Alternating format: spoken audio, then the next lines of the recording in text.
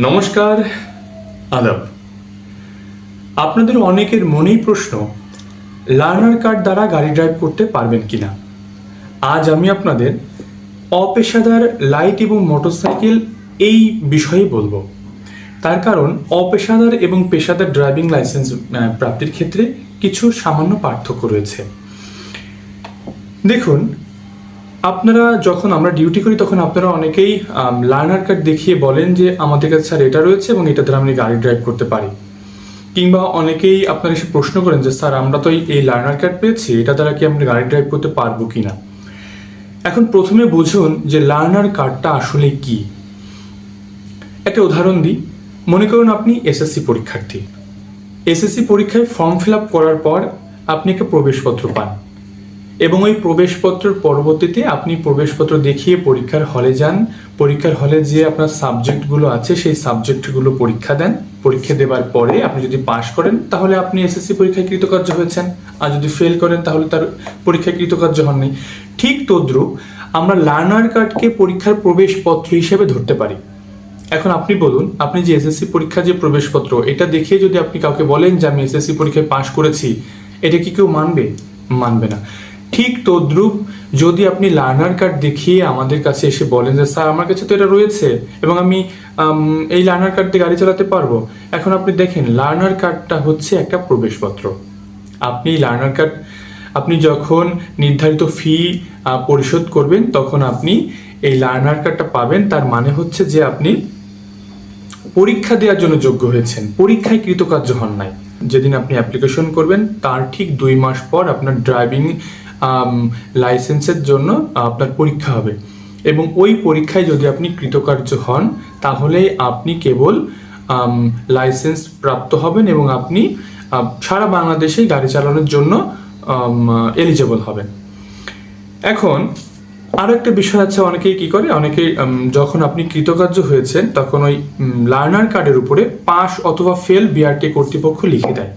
আপনার মনে করুন ওই লার্নার কার্ডের উপরে পাস লিখে দিয়েছে, এর মানেই কিন্তু এই না যে আপনি ওই লার্নার কার্ডের উপরে যে পাস লেখা আপনি ওইটা দ্বারাও গাড়ি চালাতে পারবেন। তার কারণ ভাই, সব কিছুর একটা প্রসিডিউর আছে। আপনি যখন পাস লিখে দিয়েছে তার পরবর্তীতে আপনি আপনার নির্ধারিত ফিসটা বিআরটিএতে কর্তৃপক্ষের কাছে পরিশোধ করবেন এবং নির্ধারিত ফিস পরিশোধ করার পর আপনাকে 72 ঘন্টা বা 3 দিন বা 5 দিনের ভিতর আপনার একটা ই ড্রাইভিং লাইসেন্স চলে আসবে। ওই ই ড্রাইভিং লাইসেন্স দ্বারা আপনি সারা বাংলাদেশেই গাড়ি ড্রাইভ করতে পারবেন। সারা বাংলাদেশে আপনাকে কেউ আটকাবে না। নতুন আইন হয়েছে, আপনাকে কেউ আটকাবে না। যতদিন পর্যন্ত না স্মার্ট কার্ড আসে ততদিন পর্যন্ত আপনি ই ড্রাইভিং লাইসেন্স দ্বারা সারা বাংলাদেশেই গাড়ি চালাতে পারবেন এবং যখন স্মার্ট কার্ড চলে আসবে তখন আপনার অবশ্যই গাড়ির স্মার্ট কার্ডটা আপনার কাছে রাখতে হবে।